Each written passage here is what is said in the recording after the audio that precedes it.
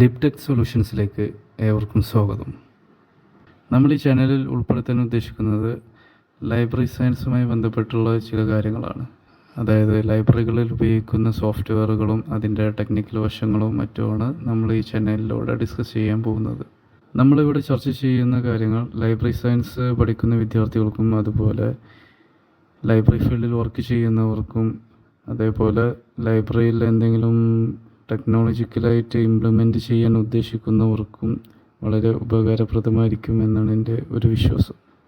നിങ്ങൾ ഒരു ലൈബ്രറിയിൽ വർക്ക് ചെയ്യുന്ന ആളാണെങ്കിൽ ചിലപ്പോൾ നിങ്ങൾക്ക് അവിടെ സോഫ്റ്റ്വെയർ പരമായി പല ബുദ്ധിമുട്ടുകളും നേരിടേണ്ടി വന്നിട്ടുണ്ടാവാം. കൂടാതെ ആരുടെയെങ്കിലും സഹായം തേടേണ്ടി വന്നിട്ടുണ്ടാവാം.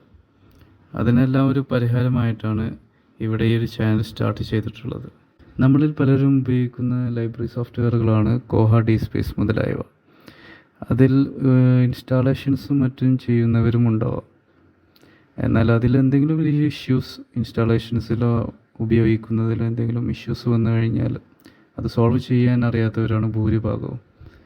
സോ അതുകൊണ്ട് തന്നെ നമുക്ക് അതെങ്ങനെ സോൾവ് ചെയ്യാം, അതിൻ്റെ റൂട്ട് കോസ് എങ്ങനെയാണ്, എന്തൊക്കെ പ്രശ്നങ്ങളാണ് വരാൻ ചാൻസ് ഉള്ളത് എന്നുള്ളതെല്ലാം നമുക്ക് അനലൈസ് ചെയ്തിട്ട് നമ്മൾ ഈ ചാനലിലൂടെ അതിൻ്റെ കാര്യങ്ങളും ചർച്ച ചെയ്യുന്നതായിരിക്കും.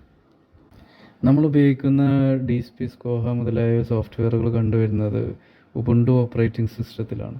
അത് എന്തുകൊണ്ടാണെന്ന് വെച്ച് കഴിഞ്ഞാൽ വളരെ ബെറ്ററായിട്ടുള്ള പെർഫോമൻസും കൂടാതെ എന്തെങ്കിലും ഇഷ്യൂസ് വന്നു കഴിഞ്ഞാൽ നമുക്കത് സോൾവ് ചെയ്യാൻ, ഐഡൻറ്റിഫൈ ചെയ്യാനൊക്കെ കഴിയുന്നത് ഈ ഒരു ഉബുണ്ടു ഓപ്പറേറ്റിംഗ് സിസ്റ്റത്തിൽ വെച്ചിട്ടാണ്.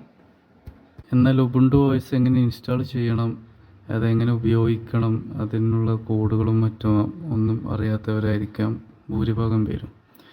അതുപോലെ തന്നെ ലൈബ്രറി സോഫ്റ്റ്വെയറുകളുടെ ഇൻസ്റ്റാളേഷൻസും മറ്റും ചെയ്യുന്നവരും ഉണ്ടാവാം. പക്ഷേ അതിലെന്തെങ്കിലും എറേഴ്സോ മറ്റു കാര്യങ്ങളോ ഓരോ സ്റ്റെപ്പുകളിലും വന്നു കഴിഞ്ഞാൽ അത് എന്തുകൊണ്ട് വന്നു, എങ്ങനെ വന്നു എന്ന് പോലും അറിയാത്തവരായിരിക്കും പലരും. അതിനെല്ലാമുള്ള ഒരു പരിഹാര മാർഗമായിട്ടാണ് ഈ ഒരു ചാനൽ സ്റ്റാർട്ട് ചെയ്തിട്ടുള്ളത്. അതുകൊണ്ട് തന്നെ നമ്മൾ ആദ്യമായി ചർച്ച ചെയ്യുന്നത് ഉബുണ്ടു OS എങ്ങനെ ഒരു സിസ്റ്റത്തിൽ ഇൻസ്റ്റാൾ ചെയ്യാം എന്നതിനെ കുറിച്ചാണ്. അപ്പോൾ അടുത്ത വീഡിയോയിൽ വെച്ച് നമുക്ക് കാണാം.